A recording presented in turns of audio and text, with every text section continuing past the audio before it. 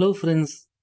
இதில் நம்ம என்ன பார்க்க போகிறோம்னா எப்படி 2 இமேஜை பிளெண்ட் பண்ணுறது அப்படிங்கிற ஆப்ஷனை பற்றி பார்க்க போகிறோம். ஆக்சுவலாக இது நம்ம ஆல்ரெடி பார்த்தது தான். நம்மளுடைய ஃபஸ்ட்டு லெக்சரே நம்ம இதில் தான் ஸ்டார்ட் பண்ணியிருப்போம்.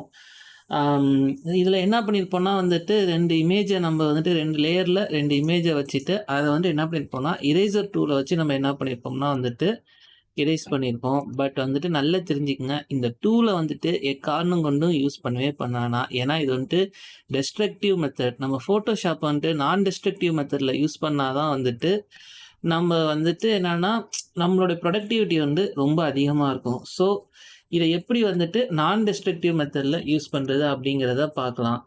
ஜஸ்ட்டு நான் என்ன பண்ணுறேன்னா, இந்த லேயரை கிளிக் பண்ணிவிட்டு இதை கிளிப்பிங் மாஸ்க் கொடுத்துட்றேன். ஸோ இப்போ என்னன்னா கிளிப்பிங் மாஸ்க் கொடுத்துட்டேன். இப்போ இது என்னோட நார்மல் லேயர், இது என்னோட மாஸ்க் லேயர். இப்போ நான் என்ன பண்ணுறேன்னா, என்னோட ப்ரஷ் டூலை செலக்ட் பண்ணிக்கிறேன். நெக்ஸ்ட்டு அதோட சைஸை நான் இன்க்ரீஸ் பண்ணிக்கிறேன்.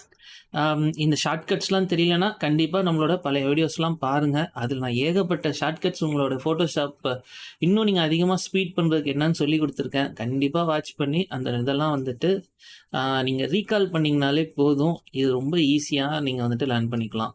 ஓகே, நான் இது பண்ணிட்டு என்னோட ஹார்ட்னஸ் ஃபுல்லாக நான் ஓரளவுக்கு டிக்ரீஸ் பண்ணிக்கிறேன். டிக்ரீஸ் பண்ணிட்டு என்னன்னா, இப்போ எனக்கு இது நான் நம்ம ஆல்ரெடி போன வீடியோவிலே பார்த்தோம்.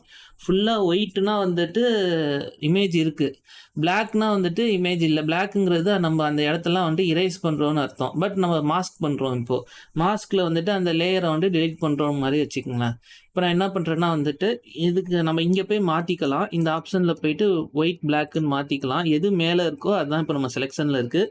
அப்படி இல்லாட்டி ஷார்ட்கட் கீ எக்ஸ் நீங்கள் கொடுத்தீங்கனாலும் என்ன ஆகும்னா மாறிக்கிட்டே இருக்கும். ஓகே, இப்போ நான் என்ன பண்ணுறேன்னு பாருங்கள்.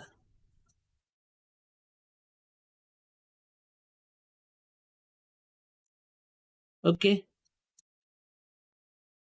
ஸோ நான் இது மூலமாக என்ன பண்ணுறேன்னா ஏன்னா ஹார்ட்னஸ் ரொம்ப கம்மியாக வச்சதுனால எனக்கு அது ஃபுல்லாக இதாகலை. இப்போ நான் ஒரே இதில் நான் இது பண்ணலாம். ஒரே இதில் இது பண்ணிவிட்டு இப்போ எனக்கு ஹார்ட்னஸ் ரொம்ப அதிகமாக இருக்குது. ஸோ நான் என்ன பண்ணுறேன்னா, அந்த எட்ஜஸ்க்கு மட்டும் என்ன பண்ணுறேன்னா பிளெண்ட் பண்ணுற மாதிரி ஒரு எஃபெக்டை நான் தரேன்.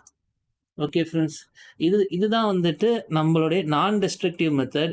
ஏன் இதை நான் டெஸ்ட்ரக்டிவ் மெத்தட் சொல்கிறேன்னா, இப்போ எனக்கு இந்த லேயர் இருக்குது. நான் ஸோ என்ன பண்ணலான்னா இந்த லேயரை நான் மறுபடியும் எனக்கு வேணும்னா நான் யூஸ் பண்ணிக்கலாம். இதில் வேறு எதாவது நான் எடிட் பண்ணால் எடிட் பண்ணிக்கலாம். இன்னொரு முக்கியமான கான்செப்ட் என்னென்னா, இதில் நான் எந்த ஒரு எஃபெக்டை வேணால் இந்த லேயரில் மட்டும் நான் ஆட் பண்ணிக்கலாம்.